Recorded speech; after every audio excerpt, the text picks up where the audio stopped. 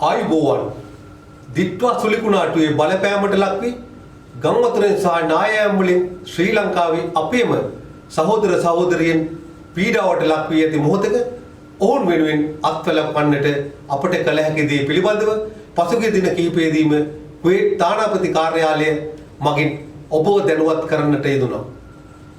විශේෂයෙන්ම මේ වන විටත් මූල්‍ය ආධාර ලබා දීම සඳහා ඔබ වෙත ශ්‍රී ලංකාවේ ආපදා කළමනාකරණය පිළිබඳ රාජ්‍ය ගිණුම හඳුන්වා දී තිබෙනවා. අපගේ තානාපති කාර්යාලය වෙත පැමිණ එම ආධාර සිදු කිරීමේ හැකියාවද ඔබ සැමට පවතිනවා.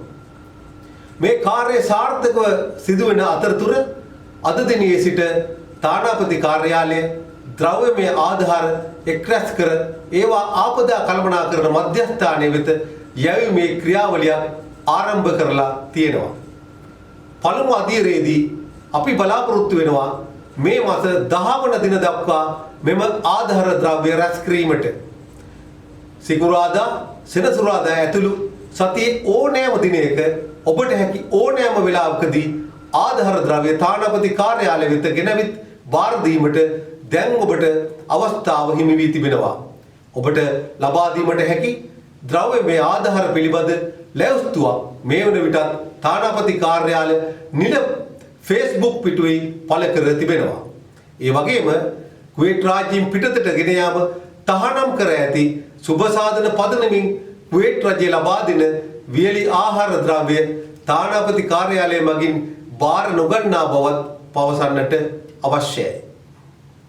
අපි දන්නවා ඔබ සෑම දිනම ලංකාවේ අපේම සහෝදර ජනතාව වෙනුවෙන් යුතුයකම් ඉටු කිරීමට උනන්දුවෙන් කටයුතු කරන බව.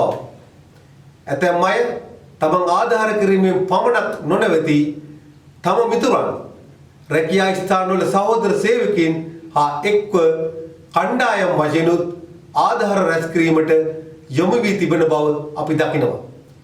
අප නිතරම කුවේටි නීතියට අවනතව ක්‍රියා කළ යුතු බවත් මා ඔබට මෙහිදී මතක් කිරීමට කැමැතියි.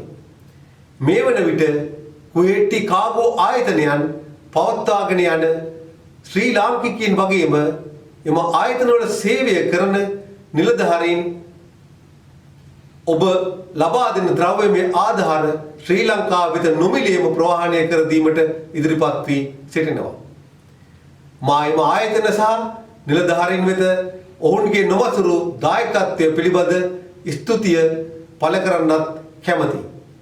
මේ අසීරු අවස්ථාවේ මූල්‍යමය ද්‍රව්‍යමය වශයෙන් පමණක් නොවේ ශ්‍රම දායකත්වයෙන් පවා ඔබ ලබා දෙන සහයෝගය වෙනුවෙන් මා කුවේට් ශ්‍රී ලංකා තානාපති කාර්යාලයේ ශ්‍රී ලංකා රජයේ ස්තුතිය ඔබ වෙත පිරිනැමීමට කැමැතියි. ස්තුති සෑම දිනාට.